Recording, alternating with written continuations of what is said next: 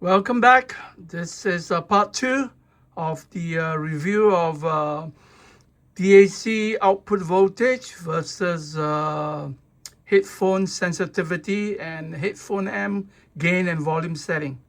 In this second part, I will insert 3 types of preamp into the chain. That is DAC output into the preamp and then into the input of the SA60 and HFL Lee high-powered headphone amp. I have decided not to include the results of the SA60. That's because it's just simply no problem.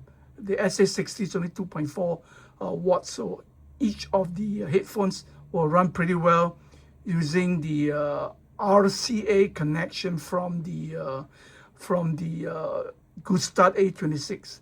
The purpose of this second part is actually focusing on the use of a high power headphone amp like the HFL Lee to power and to power more sensitive headphones like the AUNE AR5000 as well as the FIO FT13, and in this case I will also touch on the 4ZI5 and the JADE JT7, but those being more difficult to drive using a weaker output signal from the DAC A26 Gustad, I don't foresee any problem. So here's the first part of the test. First test, the passive preamp. This has a 50k ohm port. Volume is at 1 o'clock to 1:30. Avoids the treble attenuation that you get using a 50k port, 50k ohm port. I'll probably will have to get a 10k ohm port for better adaptability to my system. RCA cable from the deck. RCA cable out to the Lee high power headphone amp, FIO 4.4 4-pin XLR adapter to the JADE JT7. -9 dB. This is for test for the AUNE AR5000. Volume setting about 130 to 2. Volume knob is about 10-30. Tube preamp, second test, AR5000.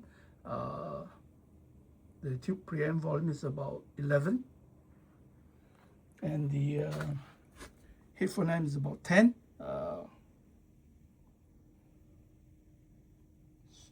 Volume is nice, sound is very nice using the tube preamp. Second test, same tube preamp. Volume setting a little bit higher on the volume. There's about 11 to 12, and the headphone amp is about 10. JT7 sounds good. Still -12 dB cut on the HQ player volume control panel. This headphone sounds just nice using this active preamp. I think this would be the preferred way of driving the headphones. Gives you more volume control between the preamp stage as well as the headphone built-in volume preamp pre-stage. So also you can add some tube magic. Third test, SMT C3850 active preamp. This has a 10 times gain, but I found that I can still keep the volume cut to -12. I just do the adjustment on the volume knob. And here I have for the JADE JT7 about 11, 10, 30, 11, which is okay on the preamp volume knob. And on the Hi-Fi Lee, it's about 10, which is okay. So this test is also a success. Basically -12, and then I use active preamp to adjust, and also the volume on the headphone amp.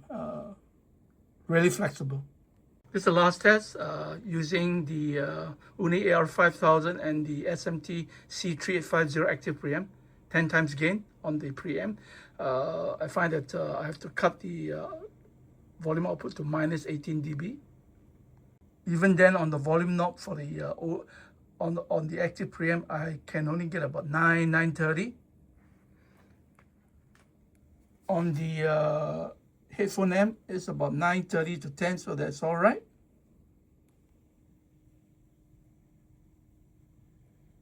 Okay, to summarize my findings, using a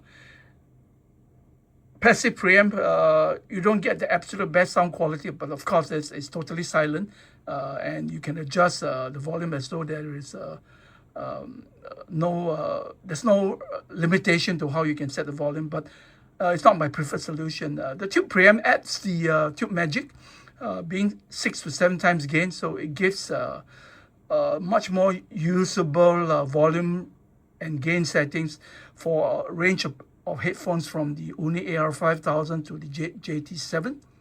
As far as the higher gain solid state SMT C3850 preamp, I find that for the AUNE AR5000, it's really too much gain boost, and cutting the volume output to minus 18, although no harm, does limit still the volume knob setting on the active preamp, the C3850, as well as the headphone amp. So not quite suitable. So conclusion for my system and my volume settings and listenings, and for my my DAC single-ended output, the tube preamp wins the takes the match. Well, I can also take the RCA straight from the deck into the Lee, but in that case, then I lose control of the additional volume cut or boost. So more sensitive headphones like the AR5000 still would not run that well on the high-powered HFL headphone amp. So to summarize, choose your DAC output volume, output voltage. Decide whether you want to use a preamp. Choose one of, I would say, medium gain or low gain, tube or active. It's your choice. And then set the headphone, choose the headphone amp of the right power to suit the headphone sensitivity that you're going to plug in, and then adjust the volume as suited. Okay, so thank you for joining me. I will come back with the next video on power conditioning as I implement it in my system. Please click like and join as a subscriber to help me grow my channel. Thank you so much.